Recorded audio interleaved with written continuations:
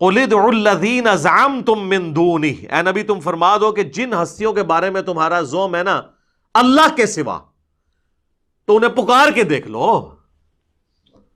پکارو۔ فَلَا يَمْلِكُونَ كَشْفَ الضُّرِّ عَنْكُمْ وَلَا تَحْوِيلًا، نہ تو وہ کوئی تم سے تکلیف دور کر سکیں گے نہ بدل سکیں گے۔ وہ کہتے ہیں نہیں جو بندہ 11ویں دیتا ہے نا تو یا تو اس کی تکلیف دور ہو جاتی ہے یا وہ بدل کے کسی دوسرے پہ ڈال دیتے ہیں۔ حضرت صاحب پھیر دیندے نے، دشمنال پھیر دیندے نے۔ اللہ نے پھر دسیا ہے کہ نہ کوئی دور کر سکتا جائے نہ پھیر سکتا جائے۔ اولئک الذین یدعون یبتغون الی ربہم الوسیلہ، اور جن کو تم پکار رہے ہو نا مدد کے لیے وہ تو خود اپنے رب کو پکارتے ہیں۔ اب یہ بتوں کے بارے میں آیت نہیں سر، یہ اللہ کے نیک بندوں کے بارے میں ہے۔ کوئی آیت پیش کر رہا ہے بتوں کے بارے میں، دیکھو وہ تو اپنے رب کے حضور خود وسیلہ تلاش کرتے ہیں۔ وسیلہ سے مراد نیک اعمال کے، اور وہ اللہ نے ساتھ کلیئر کر دیا ایہم اقرب، کون ان میں سے اللہ کے قریب ہو جائے۔ وَيَرْجُونَ رَحْمَتَهُ، اور وہ تو خود اللہ سے اس کی رحمت کے طلبگار رہتے ہیں۔ وَيَخَافُونَ عَذَابَهُ، اور ڈرتے رہتے ہیں اس کے عذاب سے۔ إِنَّ عَذَابَ رَبِّكَ كَانَ مَحْذُورًا، بے شک تیرے رب کا عذاب چیز ہی ایسی ہے کہ اس سے ڈرا ہی جائے۔ ہائے ہائے ہائے ہائے، اللہم اجرنا من النار۔ اچھا یہ آیت ایسی ہے کہ اس کے کانٹیکسٹ میں ایک حدیث ہے بخاری اور مسلم میں، یہ کہتے ہیں کہ ہمیں شان نزول بھی ساتھ بتایا کریں۔ سوڑ لو پھر شان نزول، اسی آیت کا شان نزول بخاری اور مسلم دونوں میں عبداللہ ابن مسعود کہتے ہیں یہ آیت ان جنات کے بارے میں نازل ہوئی تھی کہ جو جنات کلمہ پڑھ کے مسلمان ہو گئے تھے لیکن کافر جب جنگلوں میں جاتے تھے نا تو انہی جنات کی پناہ حاصل کرتے تھے۔ یعنی جب کسی جنگل میں جاتے تھے تو کہتے تھے اس جنگل پہ جس جن کی حکومت ہے نا ہم اس کی پناہ میں آتے ہیں کہ وہ ہماری مشکل کشائی کرے۔ تو اللہ تعالیٰ فرما رہا ہے وہ تو خود اللہ کے ساتھ ایمان لا کر اللہ کی طرف متوجہ ہیں، اور یہ اتنے جانور ہیں یہ لوگ، اولئک کالانعام بل ہم اضل، کہ آج تک انہی کو پکار رہے ہیں۔ اور سورہ جن میں تو آتا ہے نا کہ وہ جن گفتگو کرتے ہوئے کہتے ہیں کہ جنات کی سرکشی میں اضافہ اس لیے ہوا ہے کہ لوگوں نے ان کو مدد کے لیے پکارنا شروع کر دیا، تو ان کو بھی اپنی ویلیو پتہ لگ گئی، وہ خام خواہ پھونڈ چاہ گئے۔ تو یہ آیت کے کانٹیکسٹ میں بخاری مسلم دونوں میں حدیث ہے کہ یہ ان جنات کے بارے میں ہے جو خود مسلمان ہو چکے تھے، یعنی یہ بتوں کے بارے میں نہیں ہے۔ اس میں من دون ہی بھی آ گیا، جو کہتے ہیں من دون اللہ جو ہے نا وہ بت ہوتے ہیں، من دون اللہ انبیاء بھی ہیں، پیغمبر، فرشتے، اولیاء اللہ، جنات، انسان سب ہیں جب انہیں اللہ کے مقابلے پہ کھڑا کر دیا جائے۔ جس طرح میں نے پچھلی دفعہ عیسیٰ ابن مریم کے حوالے سے بتایا تھا سورۃ المائدہ کی آیت نمبر 75 میں، انہیں بھی من دون اللہ کہا گیا، اور ساتھ کہا گیا وہ نہ تمہارے نفع کے مالک ہیں نہ نقصان کے۔ اور سر سورۃ الانعام اور سورہ یونس میں وہ آیت تھوڑے سے فرق کے ساتھ ریپیٹ ہوتی ہے، وَإِن يَمْسَسْكَ اللَّهُ بِضُرٍّ فَلَا كَاشِفَ لَهُ إِلَّا هُوَ، اگر اللہ کسی کو پکڑ لے مصیبت میں، اسے تکلیف میں ڈال دے تو اس کو پھر کوئی دور نہیں کر سکتا سوائے اس اللہ کے۔ وَإِن يَمْسَسْكَ بِخَيْرٍ، اور اگر اللہ تعالیٰ کسی کے لیے ارادہ کر لے خیر کا، فَلَا رَادَّ لِفَضْلِهِ، تو پھر اللہ کے فضل کو کوئی دور نہیں کر سکتا، کوئی نہیں دور کر سکتا، کسی سے کوئی چیز چھین نہیں سکتا۔ اور اسی کو نبی علیہ السلام نے بھی ٹرانسلیٹ کیا جو بخاری مسلم دونوں میں حدیث ہے۔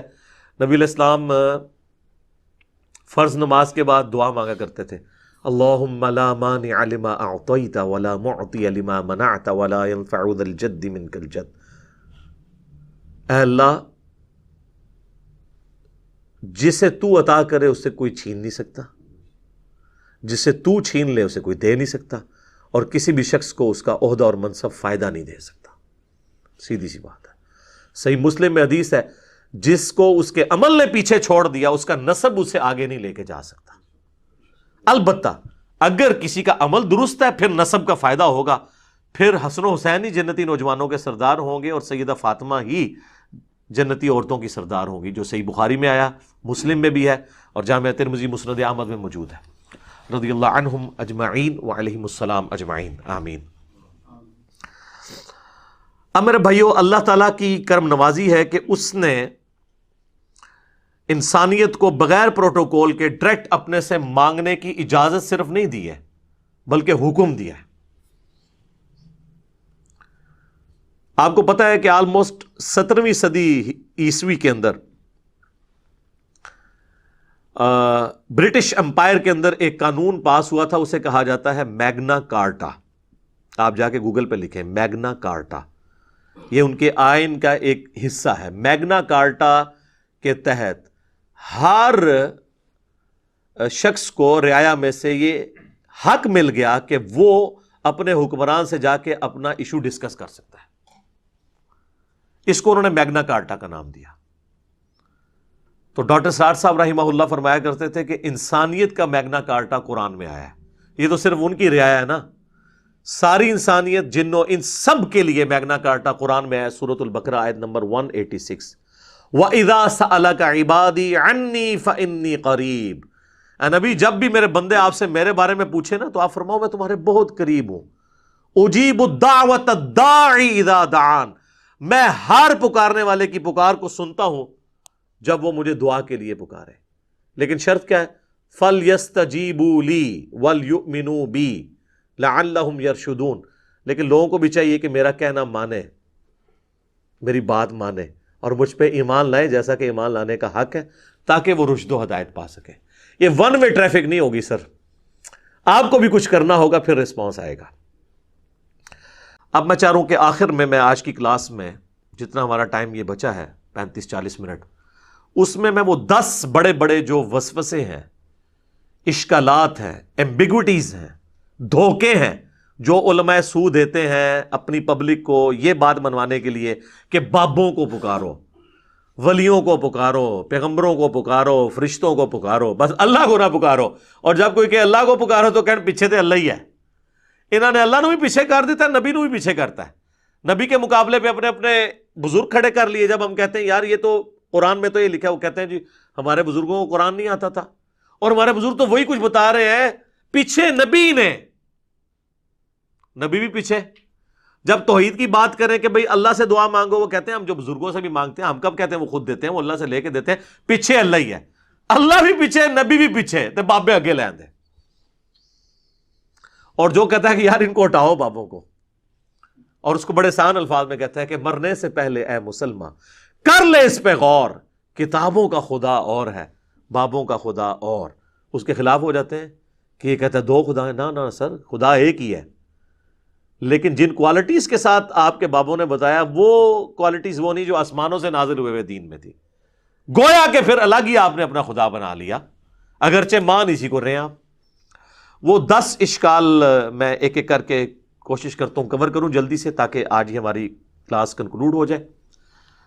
اس ٹاپک کے حوالے سے 5 قرآن کے حوالے سے ہیں وہ اشکالات، اور 5 سنت یعنی صحیح الاسناد احادیث کے حوالے سے. پہلا اشکال یا دھوکہ یا ایمبیگوٹی وہ یہ دیتے ہیں کہ جی قرآن میں آیا ہے یا ایھا الذین آمنوا استعینوا بالصبر والصلاۃ، اے اہل ایمان مدد چاہو صبر اور نماز کے ذریعے. اور یہ پڑھتے آدھی آیتی ہیں، آگے نہیں پڑھتے کیا لکھا ہوا ہے، اور کہتے ہیں اس سے ثابت ہوا کہ صبر اور نماز تو غیر اللہ ہے، تو آپ غیر اللہ سے مدد مانگ سکتے ہیں. تو ہم کہتے ہیں میرے بھائی یہ تو آپ نے خود بھی کبھی نہیں مانگی. کبھی آپ نے کہا المدد یا نماز میری مدد فرمائیے، میری حاجت گیری کیجئے، یا صبر میری مدد فرمائیے. وہ خود ہی سوچ میں پڑ جاتے ہیں واقعی ہم نے تو یہ کبھی نہیں کہا. تو سر یہ آیت پوری پڑھیں، ان اللہ مع الصابرین، اللہ بے شک صبر کرنے والوں کے ساتھ ہے. یعنی صبر اور نماز وہ اعمال ہیں جو وسیلے کے طور پر اللہ تک پہنچنے کا ذریعہ ہے، مدد اللہ ہی سے مانگنی ہے. یہ تو ہماری دلیل ہے. صحیح بخاری میں نبی علیہ السلام نے جو ایک وظیفہ کیا کرتے تھے وہ رپورٹ کیا ابن عباس نے. وہ کہتے ہیں کہ ابراہیم علیہ السلام کو جب آگ میں ڈالنے لگے تھے نا، ابراہیم علیہ السلام بہت غیرت مند تھے توحید کے معاملے میں، تو انہوں نے اس وقت پکارا تھا حسبنا اللہ و نعم الوکیل، ہم نے اللہ ہی پر بھروسہ کیا، وہی بہتر کارساز ہے. اور ابن عباس کہتے ہیں تمہارے جد امجد ابراہیم بھی یہی کہا کرتے تھے، اور تمہارے نبی پہ بھی جب مشکل وقت آتا تھا وہ بھی یہی کہتے تھے حسبنا اللہ و نعم الوکیل. سر پورے قرآن میں انبیاء کی دعائیں ہیں کہ اس میں باب بزرگ کچھ بھی نہیں ہے، اور نہ کہیں تعلیم کیا گیا ہمیں کہ بابوں کو ڈال کے. انبیاء کی تعلیمات تو ہمیں سمجھانے کے لیے تھی، ایسا بھی نہیں.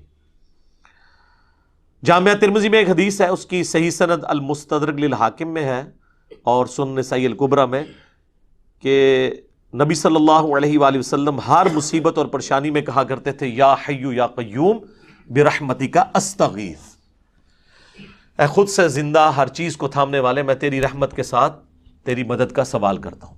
اگر نون سے پڑھیں گے تو پھر جمع کا صیغہ ہو جائے گا، ہم سوال کرتے ہیں۔ نستغیث بھی درست ہے، استغیث بھی درست ہے، الحمدللہ۔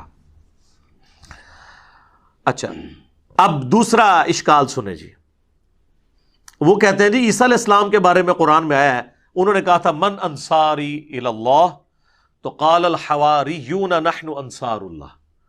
حضرت عیسیٰ نے خود مدد مانگی ہے جی غیر اللہ سے، اپنے ساتھیوں سے کہ کون اللہ کے لیے میری مدد کرے گا، اور ساتھیوں نے بھی کہا کہ ہم اللہ کے لیے آپ کی مدد کرنے کو تیار ہیں۔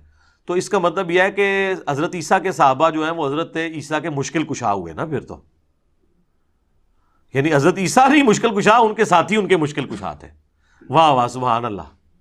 اس کا یہ مطلب ہی نہیں ہے، وہ کہہ رہے کون اللہ کے لیے مدد کرے میری دین کے کاموں میں۔ اس میں یہاں کا لکھا ہوا ہے کہ ان کے ساتھی فوت ہو گئے تھے اور وہ قبر پہ جا کے کہتے تھے قبروں سے نکلو اور روحانی طور پر جسد امثالی کے ساتھ آ کر میری مدد کرو۔ یہ بھی ایک نئی ٹرم ہے۔ تو دوسری کہنا نا قاسم نوتوی صاحب 6 سال بعد کس طرح نکلے وہ دیوبند کی صلح کرانے کے لیے بیداری میں، وہ کہتے ہیں جسد امثالی کے ساتھ ایک نیا ان کو جسم ملا تھا تو اسے قبر نکلا ہے۔ اچھا، بریلویوں کے بابے نکل آئے تو وہ شرک، دیوبندیوں کے نکل آئے تو توحید۔ اپنی عقل کا علاج کروائیں۔ تو یہ تو بالکل ظاہری اسباب ہے، یہ وہی چیز ہے جو قرآن میں حکم ہے وَتَعَاوَنُوا عَلَى الْبِرِّ وَالتَّقْوَى وَلَا تَعَاوَنُوا عَلَى الْإِثْمِ وَالْعُدْوَانِ، نیکی پرہیزگاری کے کاموں میں ایک دوسرے کی مدد کرو، برائی کے کاموں میں نہ کرو۔ اس میں تو غیر اللہ کو غائب میں پکارا ہی نہیں جا رہا، نہ مرے ہوئے کو پکارا جا رہا ہے، نہ کسی دور والے کو، جو سامنے موجود ہے وہ تو سر آپ کافر سے بھی مدد لیں۔ صحیح بخاری میں حدیث ہے نبی علیہ السلام کی وفات اس حال میں ہوئی کہ آپ کی زرہ گروی رکھی ہوئی تھی یہودی کے پاس اناج کے عوض، تو آپ کافر سے بھی مدد لیں ظاہری اسباب میں۔ لیکن یہ تو نہیں ہے کہ کوئی فوت ہو گیا ہے اور سامنے موجود نہیں، آپ اس کو مدد کے لیے پکار رہے ہیں، نہیں، وہ نہ آپ کسی جن کو پکار سکتے ہیں، نہ فرشتے کو، نہ کسی پیغمبر کو، نہ کسی بزرگ کو۔ اور یہ تو حضرت عیسیٰ کے ساتھی تھے نا، اس طرح کی آیت تو قرآن میں نبی صلی اللہ علیہ وسلم کے لیے بھی ہے۔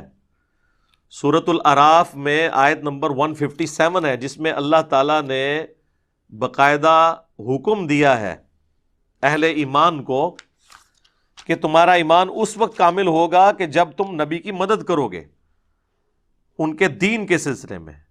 فالذین آمنوا بہ وعزروہ، جو ان پر ایمان لے کر آئے پھر ان کی عزت کی، ونصروہ، اور ان کی مدد کی، واتبعوا النور الذی انزل معہ، اور پیروی کی اس قرآن نور کی جو ان کے ساتھ نازل ہوا، اولئک هم المفلحون، وہ ہے فلاح والے۔ ہم آج بھی نبی علیہ السلام کی مدد کر سکتے ہیں ان کے دین کی اشاعت کر کے۔ تو اس کا کیا مطلب ہے ہم رسول اللہ کے مشکل کشا ہو گئے؟ نہیں، ہم تو اپنی مشکل دور کرنے کے لیے اللہ کے دین کا جو ہے وہ کام کر رہے ہیں۔ تو یہ معنی ہی کچھ اور تھا، اس کو بدل دیا۔ یقین کریں اگر یہ گوروں کو اردو آتی ہو نا تو کس طرح مذاق اڑائے ان کی باتوں کا، کہ بات کیا تھی تو بنا انہوں نے کہاں سے کیا دی۔ تیسرا اشکال، وہ کہتے ہیں جی سورۃ المائدہ میں آیا انما ولیکم اللہ ورسولہ والذین آمنوا، بے شک تمہارا پشت پناہ، تمہارا ولی، تمہارا دوست، تمہارا مددگار تو ہیں اللہ، اس کا رسول اور اہل ایمان۔ تو بالکل ہم مانتے ہیں۔ اس میں یہ کہاں سے ثابت ہو گیا کہ آپ ان کو پکار رہے ہیں؟ اہل ایمان حضور کے ساتھی آپ کے ساتھ آپ کے مددگار تھے، بالکل ٹھیک ہے۔ یہ تو نہیں ہوا کہ حضور علیہ السلام نے خیبر کے موقع پر حضرت حمزہ کو پکارا ہو جو فوت ہو چکے ہوئے تھے احد میں کہ آئیں میری مدد فرمائے۔ حضرت علی صاحب نے موجود تھے، ان کو بلایا۔ تو بالکل دوست بھی ہیں، پشت پناہ بھی ہیں جو اویلیبل ہیں۔ آج کی ڈیٹ میں صرف اللہ کو مدد کے لیے پکاریں گے، اور اہل ایمان جو آپ کے سامنے موجود ہیں آپ ان کے ساتھ ساتھی ہوں گے۔ اور اس کو وہ سپورٹیو آیت ہے سورۃ الانفال کی آیت نمبر 62، ڈیسائسو ہے، بالکل واضح ہے۔ وَإِن يُرِيدُوا أَن يَخْدَعُوكَ، اے نبی اگر آپ کو خطرہ ہو نا کہ یہ کافر آپ کے ساتھ دھوکہ کریں گے، فَإِنَّ حَسْبَكَ اللَّهُ، تو بے شک اللہ آپ کے لیے کافی ہے۔ هُوَ الَّذِي أَيَّدَكَ بِنَصْرِهِ وَبِالْمُؤْمِنِينَ، وہ اللہ ہے جس نے اپنی طرف سے آپ کی مدد کی اور اہل ایمان کے ذریعے بھی آپ کی مدد کی، یعنی صحابہ کے ذریعے آپ کے ہاتھ مضبوط کیے۔ تو اس کا کوئی مطلب یہ لے گا کہ صحابہ حضور کے مشکل کشا تھے؟ نہیں، دین میں سپورٹیو تھے ظاہری اسباب کے طور پر۔ پھر اس کے آگے چل کے اللہ تعالیٰ نے کہا کہ ہم نے تو فرشتے بھی نازل کیے مدد کے لیے، لیکن کسی نے فرشتوں کو مدد کے لیے پکارا نہیں ہے ان جنگوں کے اندر۔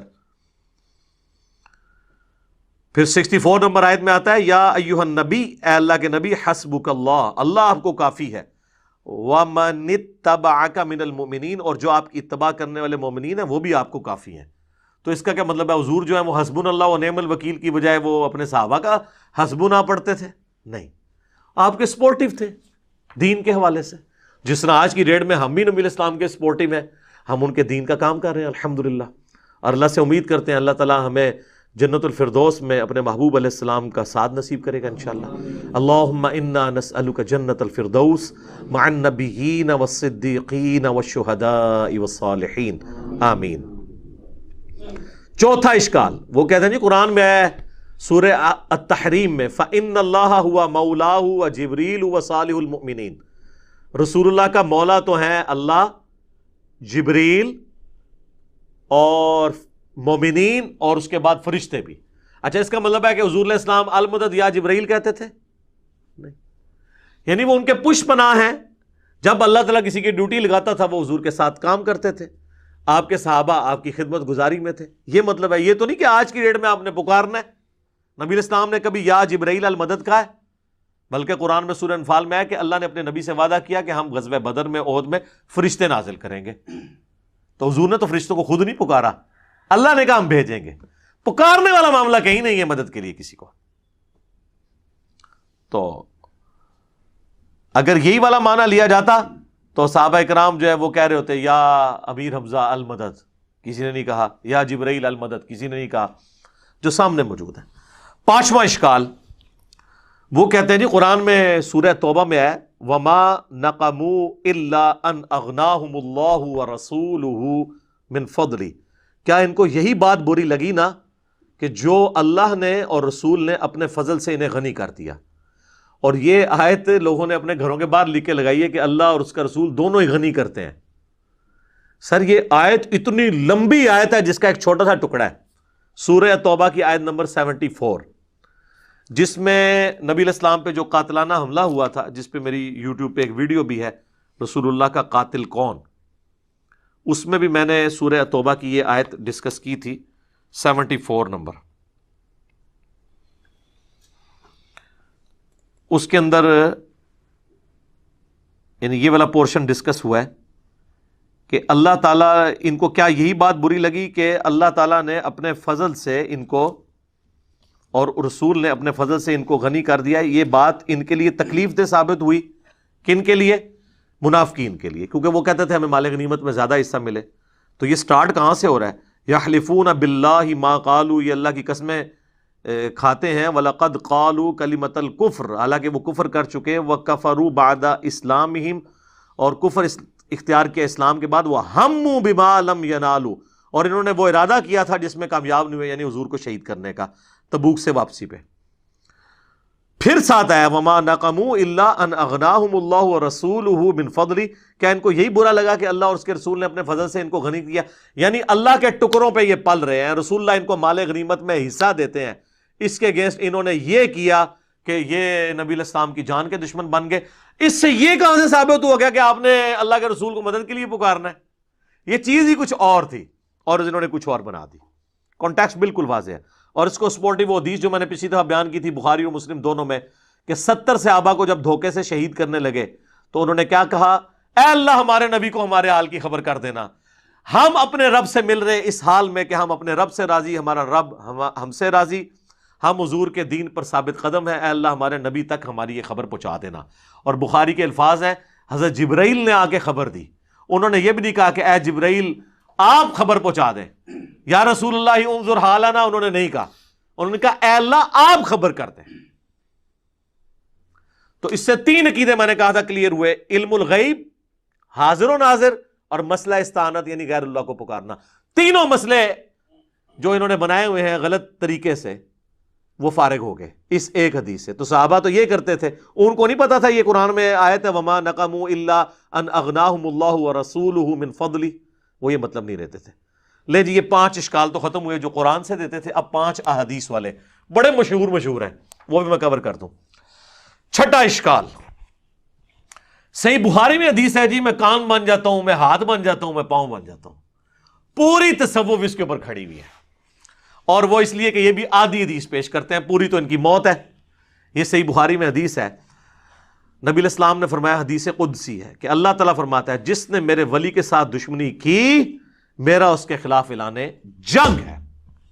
اب ولی سے آپ کو انڈیا پاکستان کے ولی نہیں، یہ ولی اللہ کی بات ہو رہی ہے، جو اللہ کی عبادت کرتے تھے. جو اپنی عبادت کرواتے ہیں نا وہ اللہ کے ولی نہیں ہیں، ان سے اعلان جنگ ہے میرا. صحابہ اہل بیت ان کے پیٹرن پہ چلنے والے وہ امام جنہوں نے ان کی تعلیمات ہم تک پہنچائی، اعلان جنگ ہے.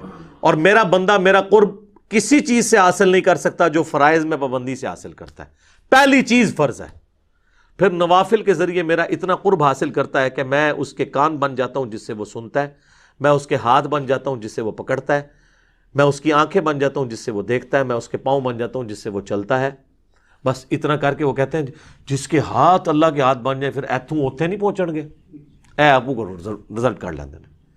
اور یہ عربی کے محاورے میں بات ہو رہی ہے، یعنی اس کا اوڑھنا بچھونا میں بن جاتا ہوں، یعنی میں اسے اسپیشل پروٹیکشن دے دیتا ہوں. ایک بار جب وہ کوشش کرتا ہے پھر اس کے ہاتھ پاؤں کان آنکھیں میری اطاعت میں ہی اٹھتی ہیں. وہ کہتے ہیں جی یہ تو وہ پہلے ہی کر رہا تھا تبھی اس کو انعام ملا. پھر انعام کیا ہوا؟ پہلے تو اس نے کوشش کی نا، انعام اس کو یہ ملا کہ اللہ اسے استقامت دیتا ہے، جو قرآن میں بھی آیا قل ان صلاتی و نسکی و محیایا و مماتی للہ رب العالمین. اے نبی تم فرماؤ بے شک میری نماز، میری قربانی، میرا جینا، میرا مرنا سب اللہ کے لیے.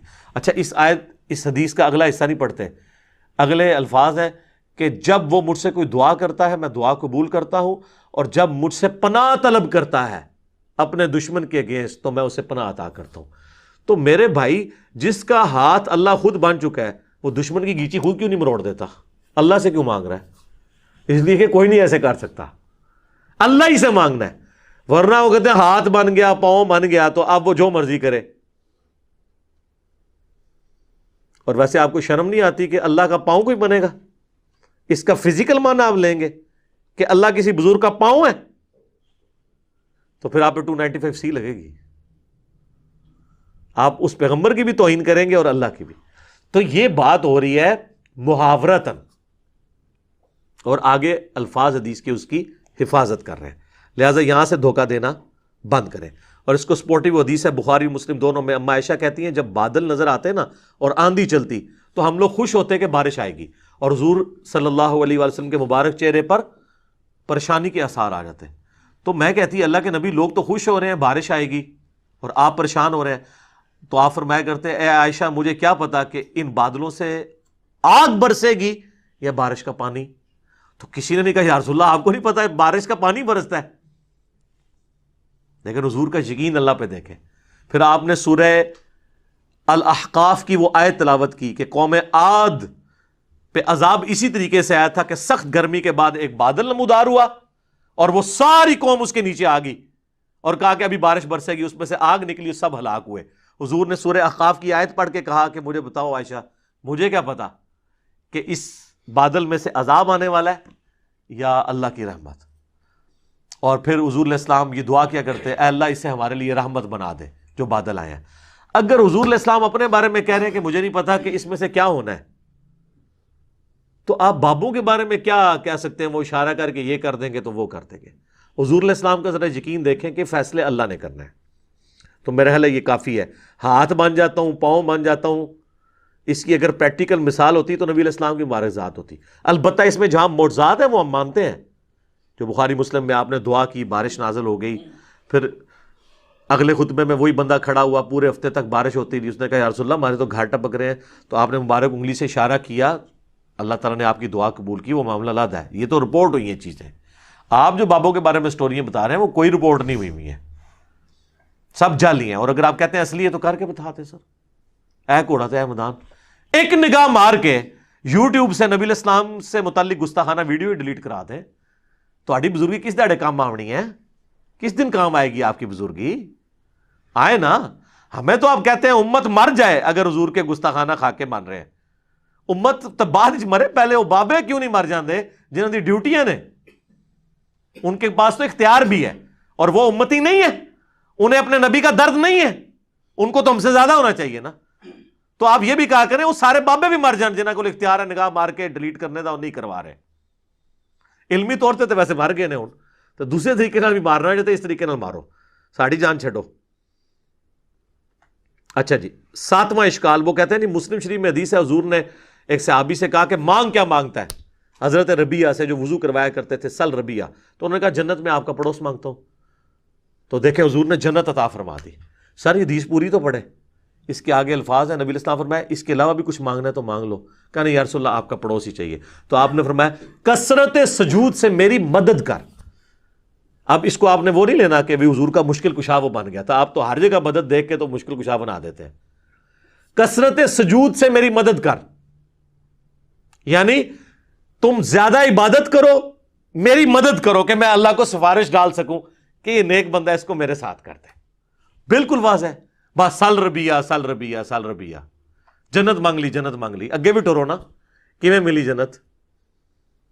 ٹھیک ہے، تو جنت تو انشاءاللہ آپ کو بھی مل جائے گی. صحیح مسلم میں حدیث ہے جو اذان کا جواب دے اس کے بعد دروشی پڑھے اور الوسیلہ والی دعا مانگے، میری شفاعت اس کے لیے حلال ہو جائے گی. اللہم صلی علی محمد وعلی آل محمد. تو یہ تعلیم آپ کی دیکھیں کیا ہے. صحیح مسلم میں حدیث ہے، نبی علیہ السلام فرمایا اے ابو ہریرہ جو چیز تمہیں نفع دے اس کے لیے پوری کوشش کرو، اور دیکھنا کاہلی نہ کرنا، سستی نہ کرنا، اور اللہ سے مدد مانگ کے چلنا.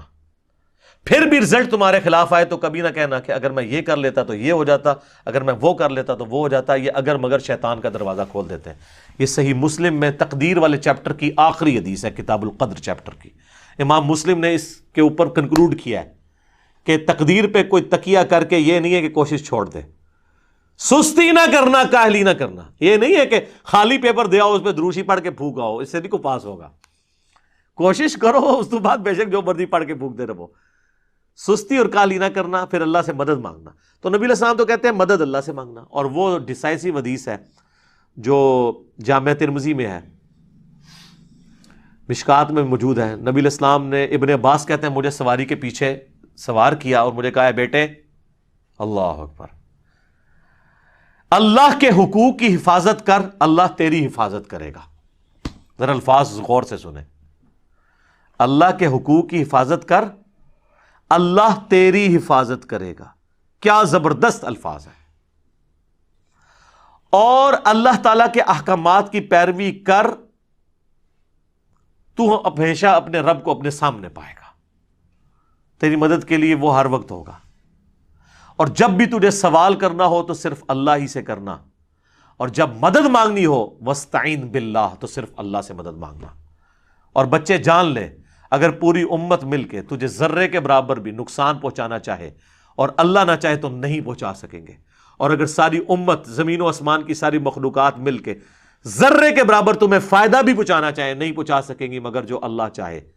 اور پھر حضور نے اس کو مزید مور لگائی. آپ نے فرمایا کہ تقدیر کے صحیفے خشک ہو چکے ہیں اور قلم اٹھا لیے گئے ہیں، یعنی جو اللہ نے فیصلہ کیا ہے نا وہی ہونا ہے. یہ حدیث کتنی ڈیسائسو ہے. نبی علیہ السلام اپنے اصحاب کی تربیت کرتے تھے کہ مانگنا ہے تو اللہ سے مانگنا ہے. اچھا جی، 8واں اشکال وہ کہتے ہیں ایک صحابی کی پنڈلی ٹوٹ گئی. صحیح بخاری میں آتا ہے حضور کے پاس پنڈلی لے کے آ گیا، حضور نے جوڑ دی، ہاتھ پھیرا. بخاری مسلم میں اشوب چشم مولا علی کو ہوا، حضور نے تھوک مبارک لگائی، ٹھیک ہو گیا. بخاری مسلم میں آتا ہے بارش نہیں ہو رہی تھی، حضور نے دعا کی، بارش شروع ہو گئی. جتنے یعنی حضور کے معجزات ہیں نا اس سے وہ کہتے ہیں آپ حضور سے مدد مانگنی ہے. سر یہ آج اگر نبی علیہ السلام دنیا میں موجود ہوں تو ہم اپنا ہر مسئلہ حضور کے پاس ہی لے کے جائیں گے. مسئلہ ہے حضور کی وفات کے بعد کا، جب آپ سے ہم کمیونیکیٹ نہیں کر سکتے. نہیں تو مجھ سے پھکی لے لیں. ثقیفہ بنی ساعدہ کے اندر جو کچھ ہوا جس کی وجہ سے آج تک امت دو ٹکڑے ہے، سنی شیعہ اختلاف، تو مولا علی اور ابو بکر کیوں نہیں حضور کی قبر پہ چلے گئے یا رسول اللہ؟ بلکہ میت بھی باہر تھی 2 دن تک. تو یا رسول اللہ فیصلہ کریں آپ کا سکسیسر کون ہے. نہیں. جنگ جمل صفین نہروان کے وقت کسی نے روضہ شریف میں جا کے حضور سے مشورہ کیوں نہیں کیا؟ سیدہ عائشہ 47 سال تک اس حجرے میں رہیں جہاں پہ قبر مبارک تھی، کوئی مشورہ کچھ بھی نہیں. آپ کے فضائل درود میں شیخ زکریا لکھتے ہیں تبلیغی جماعت والے اور دعوت اسلامی کے الیاس قادری صاحب فیضان سنت میں کہ 555 ہجری میں شیخ احمد رفاعی کے لیے حضور نے قبر سے ہاتھ باہر نکال لیا اور 90,000 لوگوں نے یہ منظر دیکھا. اس زمانے میں جب جو ہے مسجد نبوی میں 90,000 کا مجمع بھی نہیں تھا کہانی. اور دیکھنے والوں میں شیخ عبد القادر جیلانی کا نام بھی ذکر کیا جاتا ہے. اور عبد القادر جیلانی بیچارے دیکھتے ہی رہے, انہوں نے نہیں چومے ہاتھ, اور انہوں نے مرید نے چوم لیا, شیخ احمد رفاعی نے. سب کہانیاں جوڑی ہوئی ہیں, جوڑتے رہے. یہ کچھ صحابہ کے ساتھ نہیں ہوا. تو یہ یعنی نبی علیہ السلام کی وفات کے بعد یہ جو معجزات ہیں, یہ تو ہم آج بھی مانتے ہیں حضور موجود ہوں. اور میں اب اس سے زیادہ سخت بات کرنے لگا ہوں, برا نہیں ماننا. اگر کسی کو یقین ہے نا کہ ایسا ہوتا ہے تو اپنی ایک پنڈلی کی قربانی دے نا, خود ہی توڑ کے لے آئے. روضہ شریف تک ہم اسے لگا دیتے ہیں, ویزا لگوا دیتے ہیں, وہاں پہ روضہ شریف پہ آپ کو لے جاتے ہیں, جائیں اپنی پنڈلی کی ہڈی جوڑ کے بتائیں. ان کو بھی پتہ نہیں جوڑے گی. ہاں نبی علیہ السلام اگر دنیا میں موجود ہوں تو یقیناً ہاتھ پھیرنے سے یہ ہو جائے گا. ان کو بھی پتہ ہے کہ آج کی ڈیٹ میں نہیں ہوگا. حضور کی وفات کے بعد کیا لوگ جا کے قبر سے جا کے مانگا کرتے تھے؟ بخاری مسلم سے یہ معجزہ پیش کرتے ہیں 1500 صحابہ کے لیے پانی کے چشمے جاری ہو گئے مبارک انگلیوں سے, بالکل ہوئے. لیکن حضور کی وفات کے بعد کیا قبر سے جا کے کوئی کہتا تھا جی آپ انگلیوں سے چشمے جاری کریں؟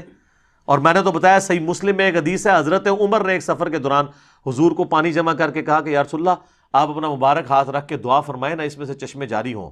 اور وہی حضرت عمر, صحیح بخاری میں 1010 نمبر حدیث ہے 1010, وہ کہتے ہیں اِنَّا كُنَّا نَتَوَسَّلُ إِلَيْكَ بِنَبِيِّنَا, اے اللہ پہلے ہم آپ کے نبی کے وسیلے سے آپ کے پاس آتے تھے, یعنی حضور کے ذریعے آپ کی طرف متوجہ ہوتے تھے, حضور کی دعا کی برکت سے بارش نازل ہوتی تھی. اب ہم آپ کے نبی کے چچا کو لے کے آئے, ان کی دعا کی برکت سے بارش نازل فرما, بارش ہو جاتی. تو حضرت عمر کہہ سکتے تھے نا یا رسول اللہ جب آپ قبر سے باہر تھے تو آپ چشمہ جاری کرتے تھے, اب آپ قبر میں ہیں تو کوئی مسئلہ نہیں, احمد رفاعی کے لیے تو آپ نے نکالنا ہی ہے, تو آپ قبر مبارک سے ہاتھ باہر نکالیں اور امت کو سیراب کر دیں. تو یا پھر کہ حضرت عمر جو ہیں وہ وہی عقیدہ رکھتے تھے جو قرآن و سنت میں اور جو ہم پیش کر رہے ہیں کہ وفات کے بعد اب وہ کمیونیکیشن گیپ نہیں ہوگا. حیات النبی اپنی جگہ موجود ہے, لیکن دنیاوی حیات نہیں, آخرت کی حیات ہے. حیات النبی پہ سب سے زیادہ ویڈیوز ہی میری ہیں, لیکن وہ دنیاوی حیات نہیں ہے, آخرت کی زندگی ہے جس میں نہ سانس ہے, نہ کھانا پینا ہے دنیا والا, نہ ٹوائلٹ ہے. آج بھی قبر مبارک اگر آپ کھودیں تو نبی علیہ السلام اسی حالت میں لیٹے ہوئے ہوں گے جس طرح 800 سے 1400 سال پہلے آپ کو دفنایا گیا تھا. کوئی سانس نہیں لے رہے ہوں گے, اسی حالت میں ہوں گے. آپ اس زندگی کو آبزرو کر ہی نہیں سکتے. تو یہ پیش کرنا ہے معجزات کے ذریعے, یہ بالکل جھوٹ ہے. ورنہ تجربے کے لیے پھر تیار ہو جائیں, جس نے پنڈلی کی قربانی دینی ہے تو کریں. پھر 9واں اشکال وہ کہتے ہیں جی اس کو بلکہ شعر بنا دیا, آج لے ان کی پناہ, آج مدد مانگ ان سے, پھر نہ مانیں گے گر قیامت میں گر مان گیا. وہ اعلیٰ حضرت کا شعر ہے کہ قیامت میں تو نے بھی حضور سے ہی شفاعت کرانی ہے, تو آج کیوں نہیں حضور کو مدد کے لیے پکارتا؟ ادھر تو نے حضور کو ہی پکارنا ہے نا سر, اس لیے پکارنا ہے کہ حضور سامنے ہوں گے صلی اللہ علیہ وسلم. دنیا میں بھی جب سامنے موجود تھے تو حضور کو اپنے مسئلے بتانے تھے, آخرت میں بھی جب حضور علیہ السلام سامنے آئیں گے تو ان کے سامنے ہی ان کو ہی ہم اللہ کے حضور اپنا وسیلے کے طور پہ پیش کریں گے, انہی کے ہاتھ پہ شفاعت کا دروازہ کھلے گا. لیکن یہ بیچ والا پورشن آپ نے کہاں سے نکال لیا؟ جیسے آپ تراویح سے 20 تراویح نکال لیتے ہیں اور یوفون سے یوفون نکال لیتے ہیں, مسقال ذرۃ خیر یرا سے مسقال نکال لیتے ہیں, الفاظ کے میچ کرنے سے وہ چیزیں نہیں نکل آتی. تو حدیث شفاعت والا معاملہ ڈیفرنٹ ہے. ورنہ میں نے حضرت عمر والا بتا دیا, وہ تو کہتے ہیں جب تک نبی موجود تھے ان کے ذریعے متوجہ ہوتے تھے, اب ان کے چچا کو ان کی دعا کی برکت سے.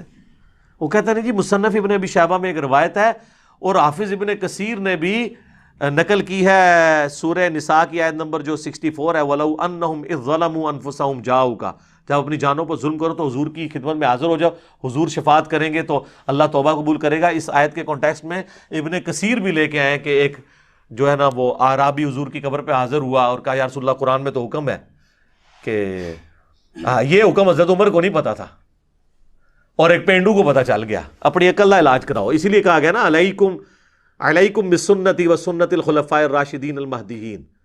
صحیح بخاری 1010 میں تو حضرت عمر کہہ رہے ہیں اللہ جب تک نبی موجود تھے ہم ان کو وسیلے کے طور پہ پیش کرتے تھے, اب ان کے چچا کو لے کے آئے ہیں. تو حضرت عمر کو نہیں پتا تھا میں جا کے ڈائریکٹ پہ قبر پہ جا کے وَلَوْ أَنَّهُمْ إِذْ ظَلَمُوا أَنفُسَهُمْ جَاءُوكَ پڑھ لوں. Point to be noted. تو وہ کہتے ہیں بھی وہ خواب میں حضور کی زیارت ہوئی اور کہا کہ عمر کو میرا سلام کہنا اور کہنا ان قریب بارش ہو جائے گی. اور کئی کہتے ہیں قبر سے آواز آ گئی, عمر کو سلام کہنا اور اسے کہنا عوام پہ نرمی کرے. سر یہ مصنف ابن ابی شیبہ میں جو روایت ہے نا, اس میں آمش مدلس ہے اور ان سے روایت کر رہا ہے اور سما کی تصریح نہیں ہے. اور صحیح مسلم کے مقدمے میں امام مسلم نے یہ پیٹ رول لکھا ہے کہ مدلس کی آن والی روایت سما کی تصریح سے کے بغیر, حدثنا یا اخبرنا کے بغیر قابل قبول نہیں ہوگی. ایک جعلی روایت کو لے کے عقیدہ گھڑ رہے ہیں جو بخاری کی 1010 نمبر حدیث کے بھی خلاف ہے اور قرآن کی اس آیت کے کانٹیکسٹ کے بھی خلاف ہے. سر یہ قرآن ذرا کھولیں, سورہ نساء کی آیت نمبر 64 میں اللہ تعالیٰ نے منافقین کو کہا ہے کہ یہ طاغوت کے پاس فیصلے کرواتے تھے, حالانکہ نبی علیہ السلام کو اپنا حکمران مانا ہوا تھا, اوپر سے کلمہ گو تھے, اندر سے منافق تھے. تو اللہ تعالیٰ نے فرمایا کہ اب جو انہوں نے ظلم کیا نا کہ اپنا فیصلہ کافروں سے کروایا, تو اب ان کو چاہیے حضور کے سامنے آئے, حضور سے معافی مانگے, آپ صلی اللہ علیہ وآلہ وسلم اللہ کے حضور ان کی شفاعت کریں کہ جو انہوں نے یہ مس بیہیو کیا کہ بجائے حضور کو جج ماننے کے جا کے یہودیوں سے فیصلہ کروایا, پھر اللہ ان کو معاف کرے گا. وہ تو کنٹیکسٹ ہی ڈیفرنٹ تھا, اس کو آپ نے پکڑ کے حضور کی وفات کے بعد کیسے لگا دیا, بات کون سی تھی؟ اور وہ کہتے ہیں یہ آیات جنرلائز ہیں. اچھا جی جنرلائز ہے تو وَلَوْ أَنَّهُمْ إِذْ ظَلَمُوا أَنفُسَهُمْ جَاءُوكَ, اس کے تحت سقیفہ بنی ساعدہ پھر کیوں ہوا, جنگ جمل صفین نہروان کیوں ہوئی, صحابہ کیوں نہیں قبر رسول سے جا کے فیصلہ کرواتے رہے؟ اس وقت تو قبر میں بھی نہیں نبی علیہ السلام گئے تھے, 2 دن تک تو میت مبارک باہر تھی, جنازہ جاری تھا, کسی کو وسوسہ بھی نہیں آیا کہ حضور سے ہی جا کے پوچھ لیں, کیونکہ اس زمانے میں عقیدے نہیں ہوا کرتے تھے. یہ آج کے جھگڑے ہیں جی, عطائی ذاتی, مستقل بالذات, غیر مستقل بالذات, پتہ نہیں کیا کیا کہانیاں بنائی ہوئی ہیں. اور جناب صحیح مسلم میں حدیث ہے, ایک صحابی نے حضور کے سامنے خطبہ دیتے ہوئے کہا من یطع اللہ ورسولہ فقد رشد, جو اللہ رسول کی اطاعت کرے وہ کامیاب ہوا, ومن یعصہما, اور جس نے ان دونوں کی نافرمانی کی فقد غوا, وہ گمراہ ہو گیا.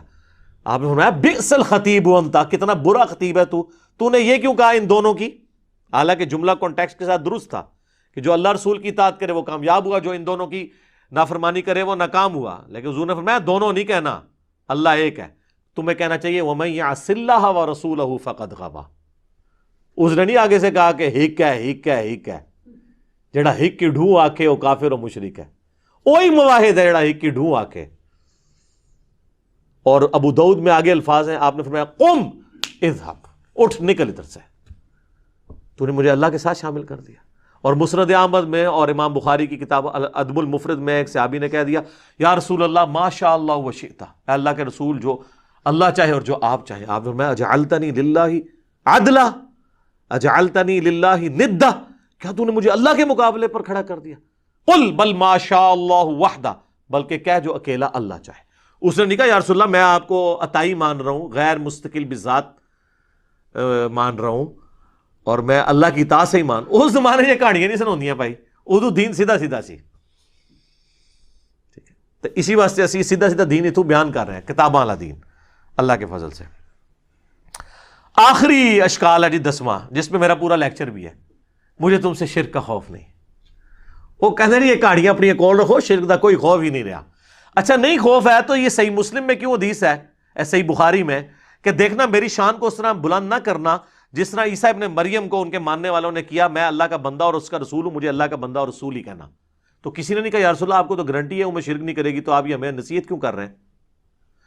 تو یہ حدیث بخاری مسلم میں کیوں ہے کہ آپ اپنی وفات کے دنوں میں اپنے چہرے مبارک سے چادر ہٹاتے تھے اور کہتے تھے لعن اللہ الیہود والنصارى, اللہ کی لعنت ہو یہود و نصارہ پر, انہوں نے اپنے نبیوں کی قبروں کو سجدہ گاہ بنا دیا تھا, تم میری قبر کو سجدہ گاہ نہ بنانا. اور اس کے آگے حضرت عائشہ کے الفاظ ہیں, اگر ہمیں یہ خطرہ نہ ہوتا کہ لوگ حضور کی قبر پہ سجدے شروع کر دیں گے تو ہم زائرین کی زیارت کے لیے اوپن قبر کو چھوڑ دیتے, لیکن حضور ہمیں ڈرا رہے تھے, اس لیے ہم نے اوپن زیارت کے لیے قبر کو نہیں چھوڑا, بلکہ حجرے کے اندر ہی رہی. اب تو خیر وہاں اجازت سے بھی کوئی نہیں اندر جا سکتا. تو کسی کو نہیں پتا تھا مجھے تم سے شرک کا خوف نہیں, تو اس پہ میری پوری یوٹیوب پہ ویڈیو پچھلے دنوں ریکارڈ ہوئی ہے, مجھے تم سے شرک کا خوف نہیں. یہ حضور علیہ السلام نے صحابہ کو اور صحابہ کے پیٹرن پہ چلنے والی ایک خاص اسکول آف تھاٹ کو یہ بات کی تھی کہ قیامت تک ایک میرا امت کا گروہ ایسا ہے جو بخاری مسلم میں آتا ہے کہ وہ قیامت تک حق پہ قائم رہے گا. باقیوں کے لیے نہیں آیا. وہ تو ابو داؤد میں خود ہی آپ کہتے ہیں 72 جہنم میں جائیں گے اور ایک جنت میں جائے گا. حضور اس زمانے میں وہ صحابہ تھے جن سے شرک کا خوف نہیں تھی، اور صحابہ کے زمانے سے قیامت تک ایک گروہ. ورنہ تو یہ خود بھی مانتے ہیں کہ نصیریہ جو علی اللہ کہہ رہے ہیں اس وقت وہ یہود و نصارہ کا گروہ ہے، کوئی شیعہ سے نکلا ہے. قادیانی جو ختم نبوت میں شرک کر رہے ہیں سنیوں سے نکلے ہیں.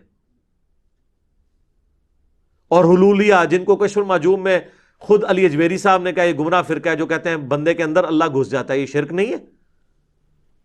اور وہ انہوں نے لکھا ہے یہ اہل سنت کے جو گمراہ فرقے ہیں ان میں سے ایک فرقہ ہی ہے.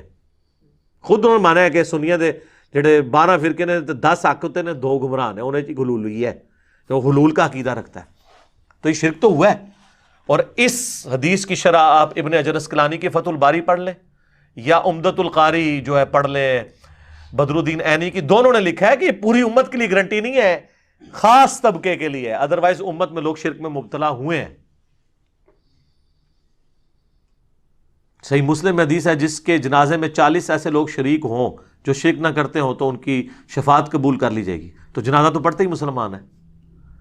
بخاری مسلم میں حدیث ہے جب یہ آیت نازل ہوئی سورہ الانعام کی آیت نمبر 82 الذین آمنوا ولم یلبسوا ایمانہم بظلم اولئک لہم الامن وہم مہتدون، جو ایمان لائے اور ایمان کے ساتھ شرک نہ کیا وہی قیامت والے دن امن میں ہوں گے. تو صحابہ نے کہا یا رسول اللہ شرک کون نہیں کرتا ہوگا، ظلم کون نہیں کرتا ہوگا.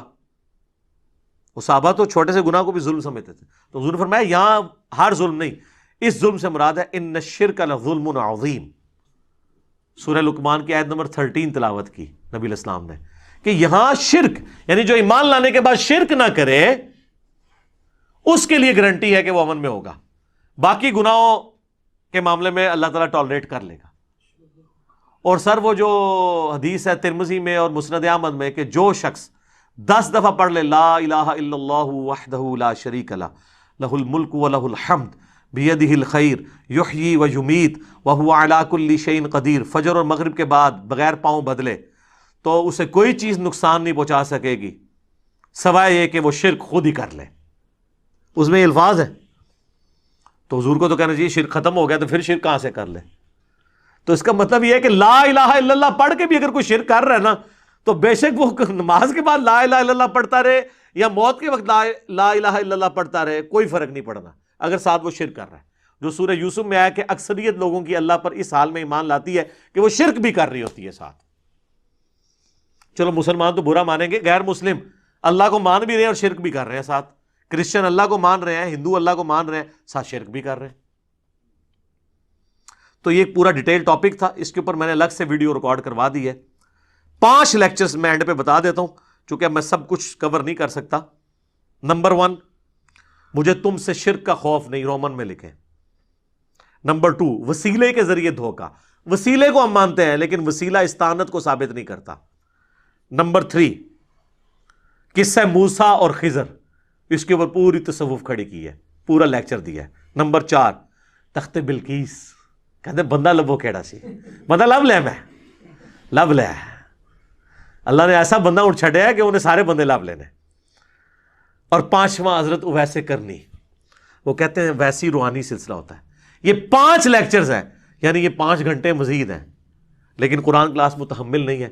ایک ایک حدیث جے پی جی ڈسپلے کروایا ہے، ایک ایک حدیث کا نمبر ڈسپلے کرایا ہے. یہ 5 لیکچر آپ دیکھیں تو اسی کے ساتھ ریلیٹڈ ہیں. وہ انشاءاللہ تعالیٰ آپ کو ساری کی ساری گیم سمجھ آ جائے گی. آخر میں حدیث بیان کرتا ہوں، بخاری مسلم دونوں میں حدیث ہے، تم بھی اگلے لوگوں کے راستے پہ چل پڑو گے قدم بقدم بالشت بر بالشت، حتیٰ کہ ان میں سے کوئی گوہ کے سوراخ میں داخل ہوا تو تم بھی وہی کام کرو گے. صحابہ نے کہا یہ اگلے لوگوں سے مراد کیا یہود و نصارہ ہے؟ آپ نے فرمایا اگر وہ مراد نہیں تو اور کون مراد ہے؟ تو ڈاکٹر اشرف آصف جلالی صاحب نے کہا کہ یہاں یہود و نصارہ کا فیشن مراد ہے، شرکی عقائد مراد نہیں ہے. ہم نے کہا نا، اس حدیث کا بھی شان نزول شاد ارشاد موجود ہے جامعہ ترمذی میں اور مشکات میں بھی موجود ہے کہ صحابہ کہہ رہے ہیں کہ ہم غزوہ حنین کے موقع پر ایک درخت کے پاس سے گزرے جسے ذات انوات کہا جاتا تھا، اور مشرکین عرب جنگ کے لیے اپنا اسلحہ اس پہ پہلے لٹکاتے تھے تاکہ اس سے برکت حاصل کریں. ان کا عقیدہ تھا اس سے ہم جنگ جیت جائیں گے. تو صحابہ نے جب دیکھا تو کہا یا رسول اللہ آپ بھی ہمارے لیے کوئی اس طرح کا ایک درخت مقرر کر دیں. ہائے ہائے. آپ نے کہا سبحان اللہ، آج تو تم نے وہی بات کر دی جو موسیٰ کے ماننے والوں نے کی تھی. پھر نبی علیہ السلام نے سورۃ الاعراف کی آیت تلاوت کی کہ موسیٰ کے ساتھی جب ایک جگہ سے گزرے جہاں پہ کچھ لوگ بتوں پر دھیان کیے ہوئے اعتکاف بیٹھے تھے، تو کہا ہمارے لیے بھی اللہ کا کوئی بت بنا دیں. حضور نے کہا تم مجھ سے اللہ کا بت مانگ رہے ہو؟ کسی نے نہیں کہا یا رسول اللہ ہم نے اللہ کا بت کہا، ہم تو فیض کے لیے ایک درخت مانگ رہے ہیں. تو اسی قبراں پہ چٹ دے ہو.